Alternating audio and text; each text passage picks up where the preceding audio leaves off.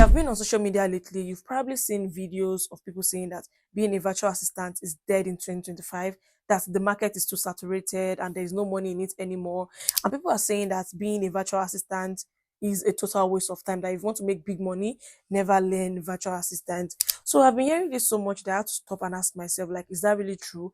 Or is there something else going on that nobody is talking about? So I took my time, sat down, think over it because I love to be factual. I don't like being emotional. I'm a very strict person. That's why I decided to make this video to share my own thoughts and the real truth, whether being a virtual assistant is still worth it in 2025 and if it is something you should try out or not. So without wasting much of our time, let's dive right into it. And I really appreciate your own thoughts in the comment section as well. I'm going to be sharing this based on my own thoughts, my view. You can let me know your view in the comment section as well. So let's dive right into it. To be honest, if we want to think about it, we can say being a virtual assistant is saturated because the number of people calling themselves virtual assistant right now is way higher than before. Because the pandemic, that is the coronavirus, opened the door that remote work now became a trend. That's when people realized that there's something called being a virtual assistant. And many people jumped in thinking it is easy money. Like, okay, if I just do email management, calendar management, I can make money. Like, most of them are offering the exact same basic tasks like data entry, scheduling, answering emails, things that thousands of people can actually do. And that is where the struggle is. Because how can you tell me that you're an email management VA, I'm a calendar management VA? How would you even make reasonable amount of money? That's what I always tell you. If you call yourself calendar management VA, if you call yourself email management VA, how many minutes will it take you to even add an event to your calendar? How many minutes will it take you to respond to mails? How will you make a reasonable amount of money by just being doing that kind of a thing or being a data entry person? So that is one of the problem that we have. But here is the part nobody is actually talking about. Clients are not looking for just a virtual assistant. They are looking for someone who solves a very specific problem for their business. That is the difference between struggling and earning well. I'm a virtual assistant and I earn a lot of money. I have several virtual assistants that they are succeeding, they are making big money in this industry. So this is what I'm going to tell you. The virtual assistant industry is not saturated. What is saturated is being average. When you focus only on entry level tasks, you are competing with thousands of people worldwide for the same $3 to $5 per hour job. But the moment you position yourself as a specialist, maybe you are a travel planner, project management, content repurposing, customer support, social media strategy, CRM setup. Like, I'm coming to you and I'm telling you that I'll be your executive assistant. I'll plan your trip. I'll manage your mail. I'll manage your calendar. I'll hire for you. I'll manage your project. I'm not just coming to you and say I'm an email management VA.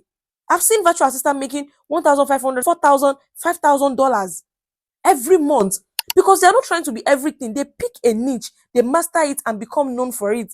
The email management, data entry, calendar management, they are skills under a particular niche. If you want being a virtual assistant to be worth it in 2025, if you want to make it big in this industry as a virtual assistant, you need to make these three big shifts. And before I talk about this big three shifts, I want you to know that there is no company in this world that won't need a virtual admin. There is no company that will survive without admin. If they are not doing admin, then who will actually help them with that? Nobody. Virtual assistant remain one of the steps into the tech career. Because as a beginner, you are just coming up, and the very first thing you want to learn is big tech. When you don't even know your way around computer very well, you don't know your way around basic admin tasks. So you want to learn something that you feel comfortable with, something you know you can do. So being a virtual assistant will be your best bet. So now, what are these three big shifts that I'm talking about? Number one, I want you to specialize. Stop selling yourself as I can do anything. I'm a general virtual assistant. I want you to focus on a niche. Either a travel planning, either executive assistant, customer support. Pick one or pick two. And number two, learn the right tools.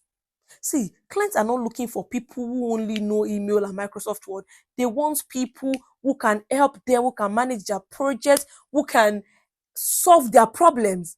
I want you to learn it very well. Be sure of your skills. Learn it. Don't just guess your way through it. If you can pay a coach to learn. And number three, position yourself as a partner. See, the moment you start seeing being a virtual assistant a business, like somebody is paying you to solve their problem, it will help you. That is when you stop being seen as an expense and clients will start seeing you as an investment. So if you ask me, like, is being a virtual assistant worth it in 2025? I will say yes if you adapt, and no If you keep doing the same old basic task and you're expecting different results, don't just watch one email management and calendar management on YouTube and think, yes, I can be a virtual assistant. No, because the truth is, the VA world is not dying. It is just shifting.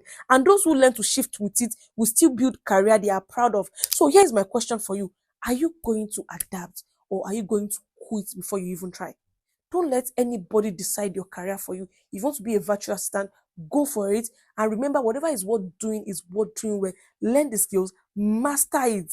If you master it and become a pro, that is when clients will feel comfortable to pay you the amount that you deserve, and not just some email management, calendar management, and data entry VA. So let me know if you find this helpful. If you do, do not forget to do what? To subscribe, to comment, share, and like, and let me know your thoughts in the comment section.